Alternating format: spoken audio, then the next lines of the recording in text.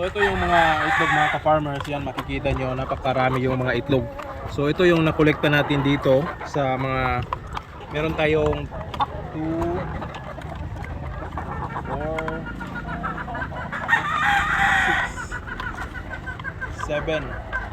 So meron tayong 7 na itlog ng ating crosses ng White Leghorn at saka Black Australorp. So tatlo dito ay hindi umitlog ngayong araw. So mapapansin nyo mga ka-farmers, yan, hindi na kulay puti yung kanilang itlog. So may pagka brown na yung kanilang itlog. So merong puti pero medyo may pagka light brown na yung kulay. So yan no. So ibang iba talaga yung kulay ng mga itlog ng mga manok na ito. Which is nung una, yung lumabas na mga itlog nila ay medyo may puti. Pero ngayon, yan, surprisingly, may pagka light brown na yung kanilang itlog. Halala. So ito yung itlog ng White Leghorn. Kuha tayo ng itlog ng White Leghorn dito.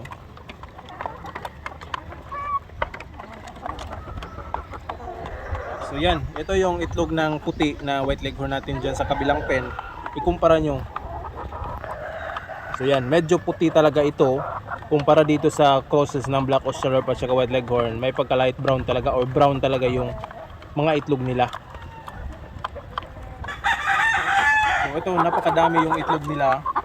So ang sikreto talaga mga ka-farmers kung bakit madami yung iniitlog ng ating mga alagang manok ay yung pagpapakain sa tamang oras at hindi pasmado yung mga manok natin.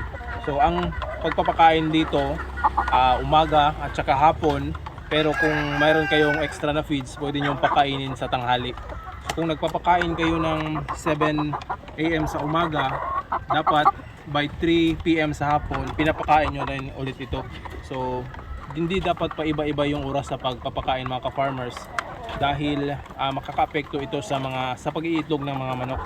So dapat consistent din tayo. So para dito, yung iba kasi naglalagay ng artificial na ilaw sa umaga, sa madaling araw at saka sa gabi naglalagay sila para yung mga manok ay tuloy-tuloy yung pangitlog.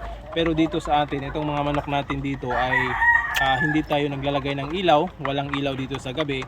So ang ilaw nila lang ay tuwing sisikat yung araw, at kapag lulubog naman yung araw, wala nang ilaw dito sa ilalim ng kanilang kulungan. So ito, nangingitlog pa rin sila, at ito na-surprise ako dahil unti-unti nang nagiging brown yung mga itlog ng ating crosses na Black Australorp at saka White Leghorn. So unti-unti na rin lumalaki yung mga itlog nila, at yung quality niya napakaganda na, makapal na yung eggshell. Yan, mabibigat yung mga itlog. So hopefully mga ka-farmers ay tuloy-tuloy. So yan yung mga itlog nila. Ito rin ay isang itlog ng ating cross ng White Leghorn at saka yung ating Orpington Blue. So mapapansin nyo yung kulay ng itlog niya, hindi puti. So nakuha niya yung kulay ng itlog doon sa ating heritage breed ng mga manok. Pero ang kulay ng inahin nito mga ka-farmers ay puti, at ito yung kanyang itlog. So hopefully mapapadami natin ang ganitong klase ng mga manok at saka ganitong kulay ng mga itlog. So ayan. Alright.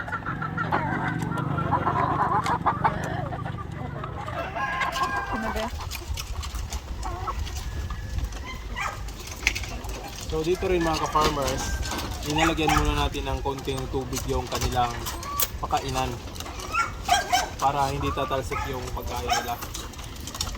So ganito lang karami yung ibibigay natin. Yan, ito ay 50 grams.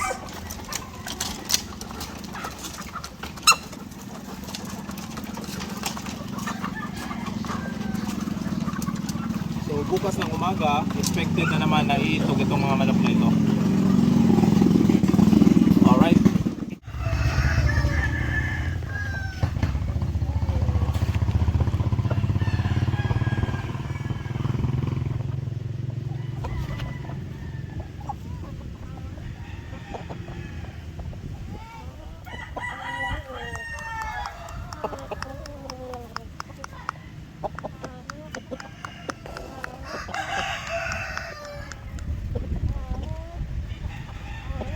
So ito mga ka-farmers yung mga shamo natin, except dito sa ating isang asil, yung puti.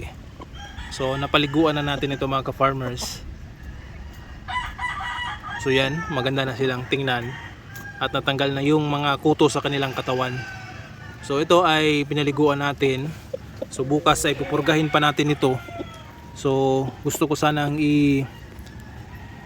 ibenta na lang itong mga ka-farmers. So kung merong mga interesado dito, pwede kayong mag-message sa akin. So except lang dito sa rooster na puti. So yan. Ang gagandang mga manok, malapit na itong mangitlog. Yan ang tatangkad oh. Itong isang babae kasing tangkad nitong rooster.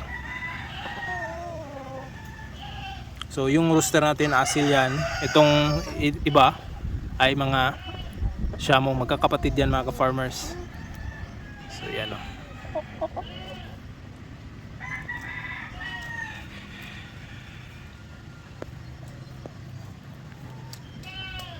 Yun.